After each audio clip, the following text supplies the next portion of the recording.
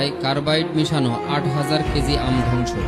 কাটলে মনে হবে এটি যেন পাকা আম। রাসায়নিক দ্রব্য মিশ্রিত ৪০০ কেজি অপরিপক্ক। সবাইকে প্রাকৃতিক শুভেচ্ছা এবং প্রথমেই এই ভিডিওটি শেয়ার করে দিবেন এবং প্রাকৃতিক হাট এই পেজটিকে ফলো করবেন, কেননা প্রাকৃতিক হাট সবসময় নির্ভেজাল কথা বলে ভেজালের বিরুদ্ধে। আর আজকে যে ভেজালের কথাটি বলবো এই ভিডিওটি দেখতেই হবে।